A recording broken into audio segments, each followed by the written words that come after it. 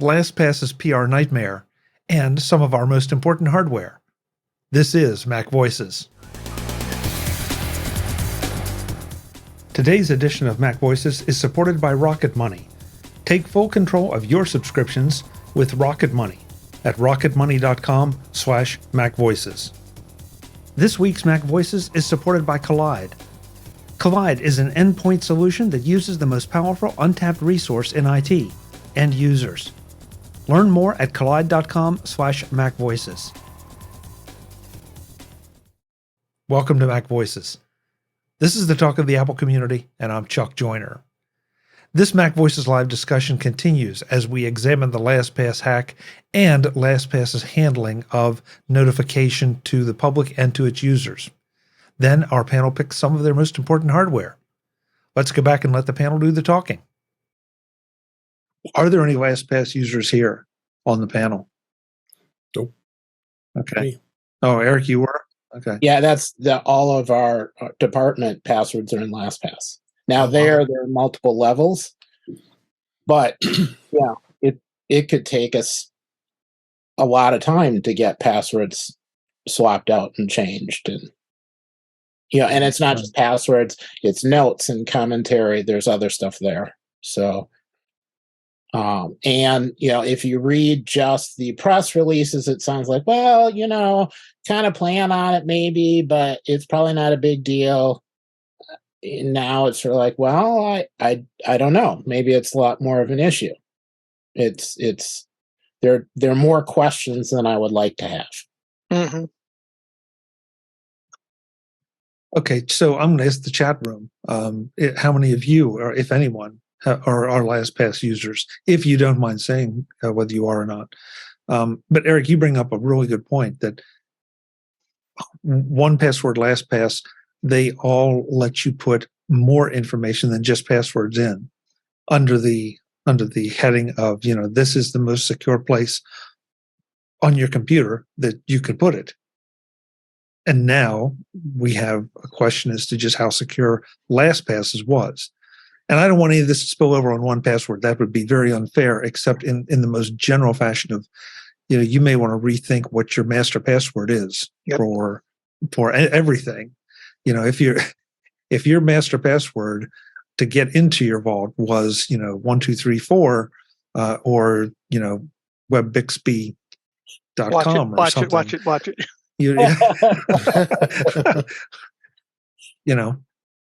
Let's see. Well, Ben Rathig said he had concerns about LastPass's security model. Brian says he uses Bitwarden. Frank says he uses 1Password. So, I know I've heard some good things about Bitwarden recently, but I'm not familiar at all with Bitwarden. It's open source, is it not? Yeah. Is it? Okay. Yeah.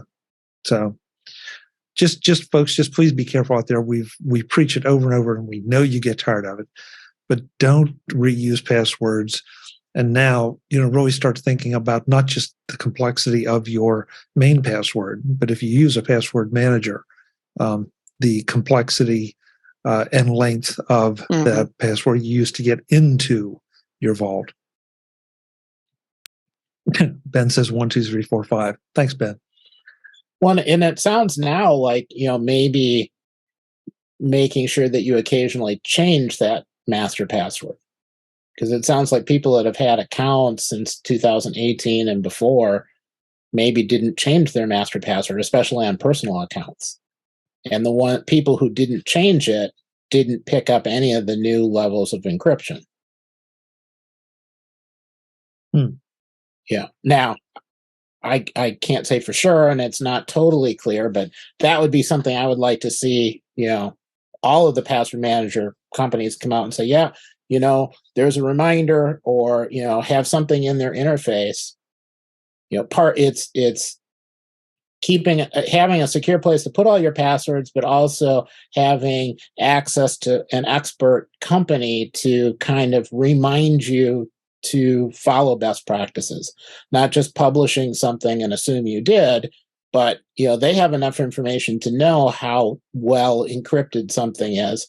If they change the levels from 500 times to 100,000 times or whatever, they'll know all the users who didn't make that change, and they should be able to notify them and say, hey, go in and update your master password. You would think so, or almost require them to do so. And because I mean, if I'm running LastPass, and by changing your password you get extra levels of encryption, I'm going to do my best to force you to do that, so I limit my liability, not just to help you, but to help me. Everybody wins in that scenario. Why wouldn't you do that? I don't know. Yeah, I agree. Anything else we should talk about with LastPass or passwords or anything of that nature? Okay, I'll take silence. It's an interesting dilemma, and as David said, that the LastPass people have got a tremendous PR nightmare on their hands that they're going to have to figure out how to weather this storm. They definitely got a black eye on this one. Mm-hmm. Webb, if it's not cool to ask, then just tell me to move on. But if you are re-examining using password manager, what would be your alternative that you would feel is relatively secure? Yeah, let's move on. We have protocols but it's really more self-enforced. We don't have a uniform system. I think one of the things that has my IT, my micro support people concerned is if somebody gets locked out of loses their master password or whatever, and they come up to the IT people and say, hey, help me get back in. And they don't want to hear the answer that there's nothing we can do. That's something that has some people concerned. But if I remember correctly, 1Password makes that very clear, that when you set up your account, you get, what is it, an emergency key, I think they call it. Yeah. And, they want you to print that out and take that and put it in a safe deposit box somewhere, because if you don't have, if you lose your master password and you don't have that, you're done. I mean, it's simple. They can't help you.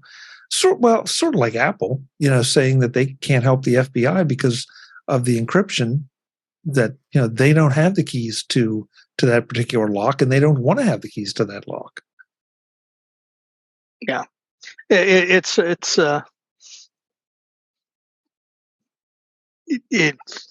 has its challenges. I'll just put it that way. Like I said, I've been using 1Password personally for 10 years, maybe longer. And I'm just used to it, and it's just part of my workflow. But for somebody new on the corporate side saying, okay, you have to adopt this system, there's gonna be a lot of pushback on it. I still got a lot of data I got to secure, so there's the other side of it. So. Yeah, it's a damned if you do, damned if you don't kind of thing. For the record, I'm with you, Webb. I've used 1Password for as long as I can remember.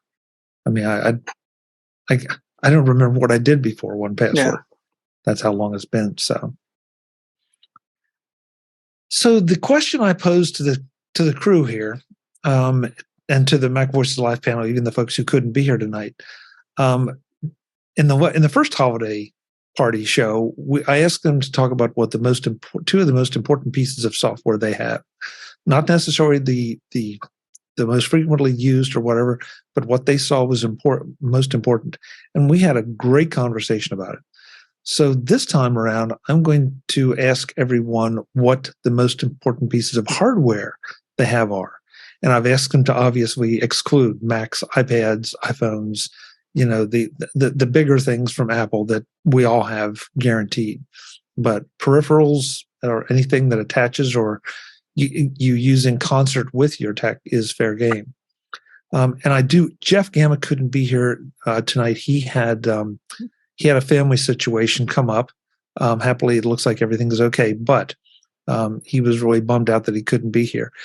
He was going to talk. The two that he wanted to put forth are his Keychron C2 keyboard and his EERO 6E Pro mesh network. I know a lot of people swear by the Keychron keyboards. The EERO, I can definitely swear to that. That is one of mine, no question about it, because it is so well done. So I'm going to throw that in the show notes. But so I wanted to get those in for Jeff's sake, because he was kind enough to send me a text with it, and let me know what his picks were. So there they are. Jim, how about if we start with you? What are one or two of the most important pieces of hardware you have? Okay, well, obviously by leaving out main Apple devices, that ties both hands behind my back, but I came up with some. So I think for one, I will pick Stream Deck. And I was thinking about this, like, I didn't have a Stream Deck a year ago today, which I'm kind of like, whoa, how did I do that? So in fact, I even over the course of the last year, I first got the medium one, and now I have the big one. And I reach for it constantly. I just have a limited repertoire of things that I do with it, but I do those things a lot. And I spent, some time. It takes one thing about Stream Deck. It takes a while to set up, because you've got to figure out, what it is, and you do a lot, and I I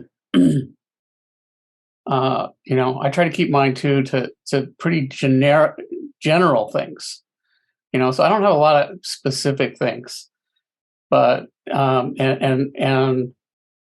just have a handful of things that I do a lot, but they're really helpful. Like I have one in the upper corner that is for app launching, and it launches an app called what's that? It's in Setup. It's called what is it called? I'm not sure what it's called. It's not telling me. How about here? Start. And that's what I use for app launching. And it is the reason I use that, it works just like Spotlight, but except that you can add comments on apps.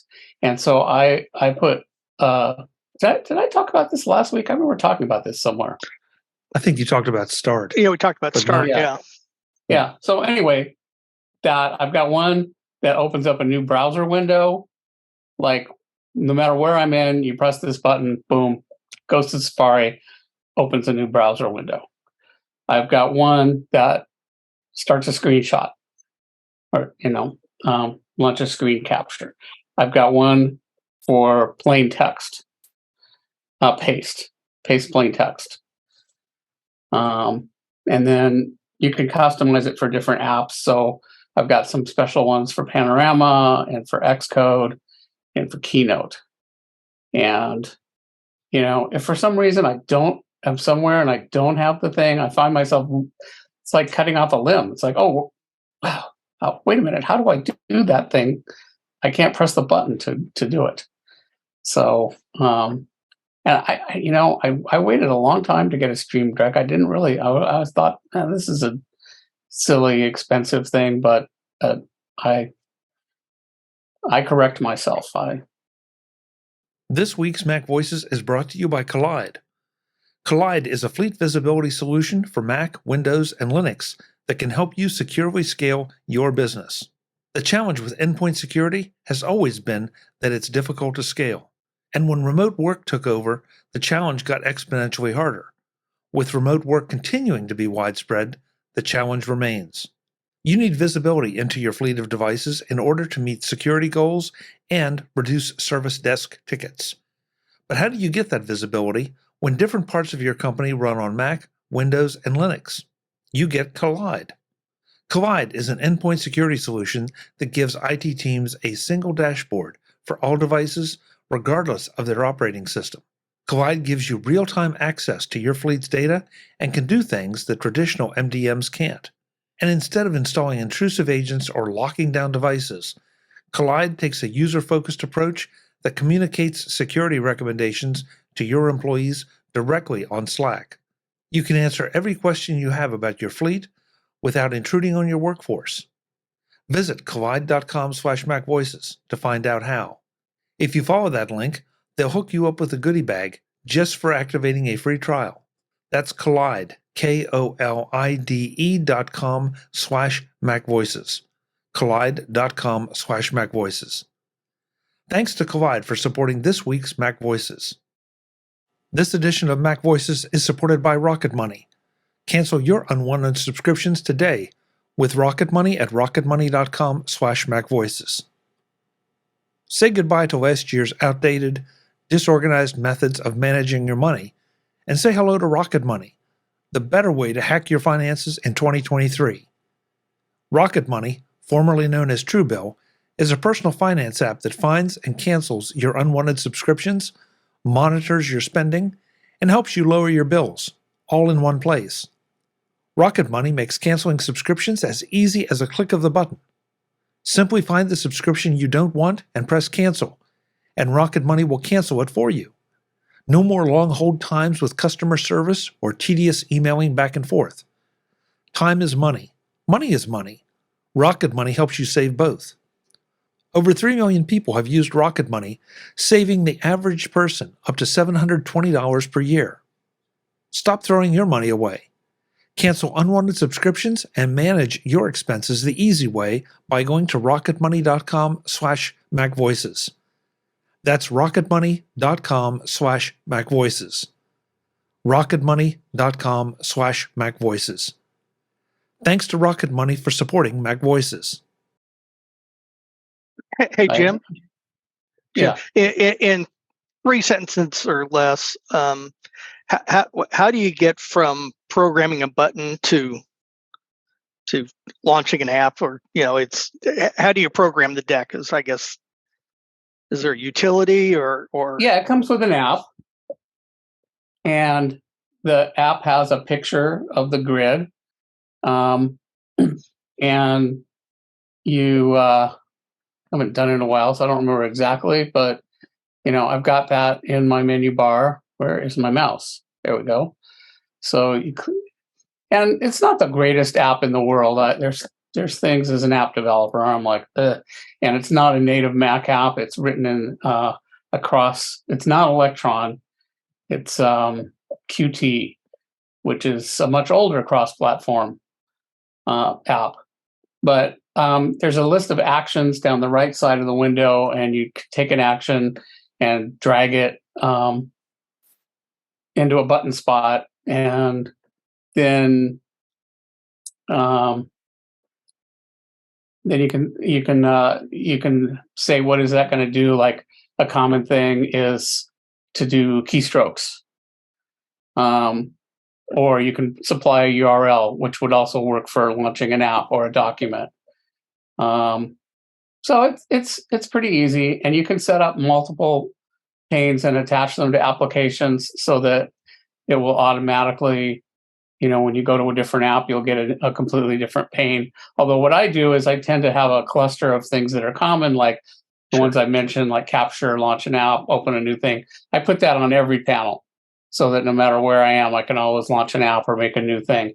And then I have my more specific app-specific things towards the bottom and the right. One thing that I really wish they would do, and I guess they just came out with a major new release and they still haven't done it, is I wish that it was programmable, like with an Apple script, that you could change panels on the fly. And I know this is something that apparently on the Keyboard Maestro forums, they've been wishing that you could do. And I could really make it shine with Panorama if you could do that. I would really like to make it so you came up with a specific form, for example, or it might be nice to make that work with a web site where a specific web page might have its own custom buttons. That would be really cool, but they're still not allowing that. So they don't support AppleScript, huh? They don't work within AppleScript. It's not AppleScript aware. Okay. Okay. But it is not itself controllable by AppleScript. So I want an AppleScript to go to it and say, switch to this page of buttons. Yeah. It seems like it would be trivial because they already have, like I say, it can switch to different panels based on what app is current. And so they've got logic, that took quite a bit of logic to follow, when an app changes. I think having it programmable would be easier. So they've already done the hard part. But for some reason they haven't done that. And it's been if you go to the Keyboard Maestro forums, it's been long requested. So they know about it. And it's way upvoted on those forums as well. It's got a long thread of, when are you going to do this? Anyway, I wound up talking a lot about software, but it's a piece of hardware. Yeah. Here it is. Chuck, thank you. I've heard about Stream Decks, and Max Sparky's talked about it a lot since he's redone his studio and talked about it. And this is the first time I got to actually ask somebody who has one how it works. So thanks for letting me hijack the show for a little bit. No, and I mean the Stream Deck I think is the perfect example of the kind of peripheral I was thinking about when people when I ask this question, and Webb, based on my experience with the Stream Deck, you would not have any trouble getting it to do something very useful for you. Yep. No question about it, because sort of what Jim would alluded to, and I find this with even sometimes with other pieces of software, the toughest part of it may be figuring out what you want it to do for you and how it can benefit you. And then once you do that, getting it to do that is relatively simple. So. Let me give a software recommendation to go with it. There's a app in the App Store. I believe it's called Button Creator. Let me just use my Stream Deck to launch this app. And I think it's like $5 or something, and it will make graphical buttons based on Apple's SF Symbols font, which has about 2,000 symbols, and you can control different colors and stuff. And I find that's the best way to make the buttons for Stream Deck. Stream Deck has some button creation in it, but they're kind of like they're not very comprehensive. And you wind up with different buttons or different styles and stuff. And using this Button Creator app, it's so great because you can color code and you can make all your buttons look real nice and consistent. So your Stream Deck looks nice and it's organized. And I color code so different sections are, it really makes it way easier to set it up. So I would strongly recommend, if you get a Stream Deck, also get Button Creator. Yeah, if this is the one I'm thinking about, Jim, and it looks like I just was pulling it up, I believe it is. I put in the link in the chat. Thank you. No, you beat me to it. You can. I mean, you can even do some of your own custom graphics with this if you want. So, I mean, and look, we're talking about a button. I mean, it's not like you're going to get anything super sophisticated on there, but it's enough to let you identify that button without necessarily having to have text if you don't want text. You can do your own artwork with, Stream Deck will let you put anything. And, in fact, I started off, I was making, icons in Keynote, which worked, but, it was kind of fiddly. And what I like about Button Creator is it just allowed it to be really fast so that the button part of it was not, that didn't become a whole project. Before I had that, I'd be like, well, maybe I should make a button for that. But, then I have to come up with some kind of graphics for it. And I was like, nah, that's too much trouble. So I won't even make the button at all. So with this Button Creator, it's just like, okay, boom, I can come up with a nice looking button in like 30 seconds, and that no longer becomes an impediment. So I don't even think about it.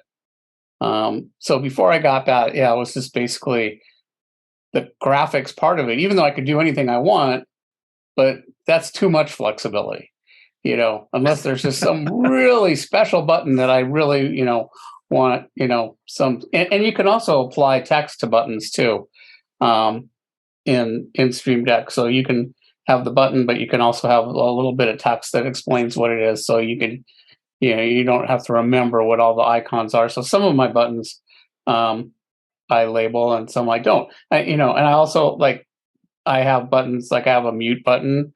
So right now, I can mute just by pressing a Stream Deck button. And that one is a special button that comes with Stream Deck. So it actually shows the button changes. And when I'm muted, it shows a slash through it and I can see. And there's another Zoom related button that is zoom in and out of full screen for Zoom. And it specifically knows about Zoom. So especially sometimes somebody goes into sharing their screen and then all of a sudden your Zoom window is and maybe you're not paying close attention and you're looking at your email and all of a sudden it's Zoom hijacked my screen. Well, I just hit this button and it zooms back into place. So it's interesting because I think they market Stream Deck as it's right in the name, is for streaming. But that's mostly not what I use it for. I just use it in and out day-to-day things. Even just the screen capture. Well, you can do that but it's almost it's like a 3-4 button thing.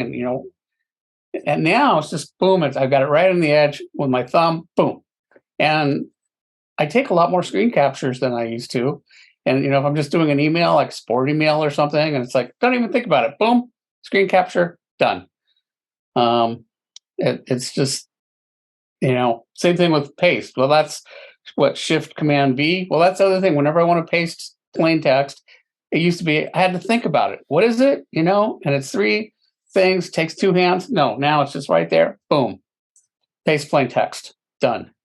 So it's those little things. But, when you do them 30 times a day, that really adds up. So, if somebody's listening to this and they're like, well, that's stupid. I can hit Command Shift V. Yeah, you can. But when you have to do it dozens of times a day, it really makes a difference to just, cut that, I don't have to think, what is that paste plain text? Where are the keys? No. Yeah. So I was did you have another one? I do. Okay. An Epson FF680 scanner. So it's it's kind of like the Fujitsu scanners. In fact, I have an older one of those too, that you can put up a bunch of papers in and they'll just and so unfortunately there's still paper in the world, but when I encounter it, I tend to scan it and throw it away, and then I've got it in my computer. And having this scanner where you can put a pile in, and usually you can put a bunch in and it'll just feed it.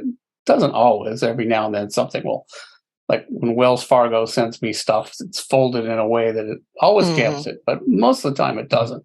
And even you get a thick insurance thing, pull the staple out, oh, we're done. And now we've got something that you can find again. And this one thing that's nice that, in fact, it's the reason why I got it when I already had the Fujitsu, is it will do photographs. So you can actually put a pile of photographs in, and the Fujitsu really won't do that. It'll potentially damage them. But this one, it was designed so that you could scan photographs with it as well. And now Fujitsu did finally, I had my Fujitsu I bought like around 2010, and it works. Those are great. It works like a tank. It still does.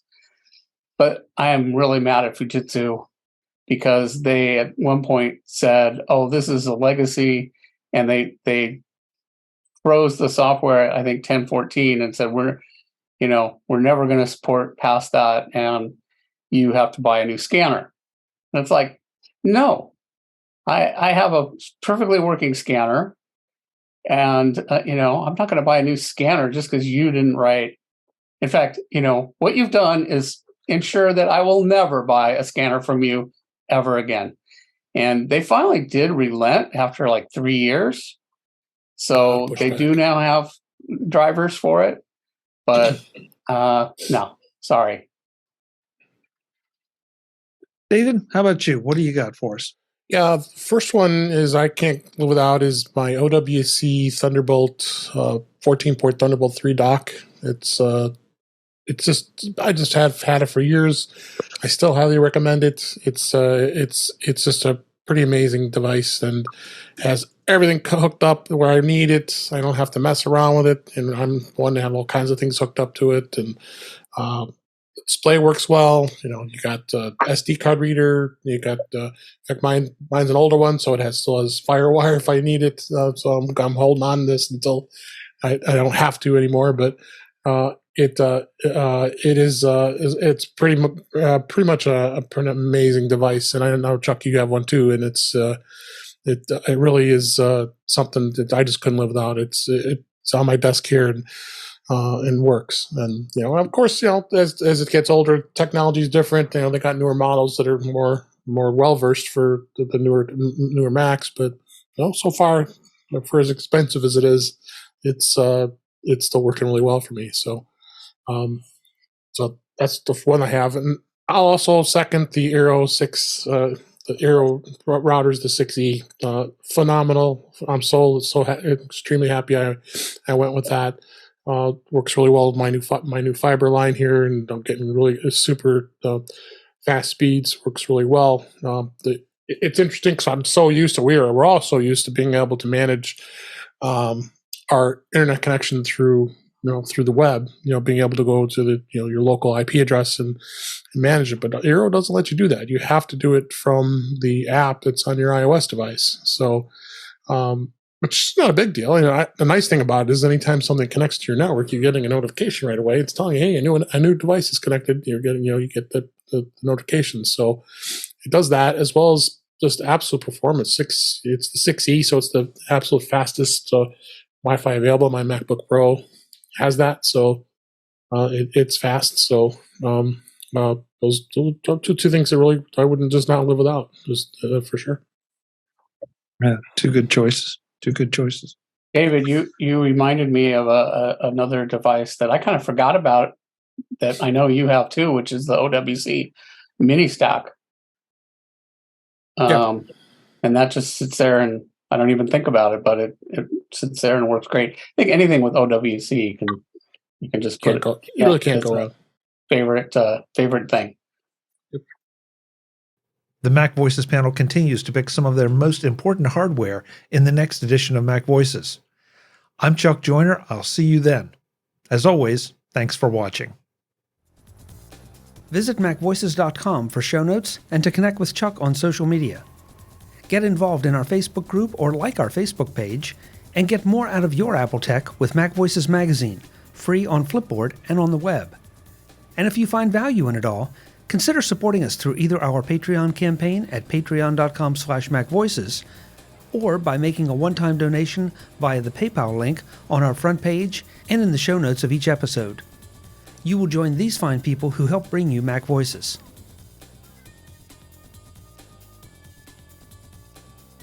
Advertising handled by Backbeat Media at backbeatmedia.com. Bandwidth provided by CacheFly at cachefly.com.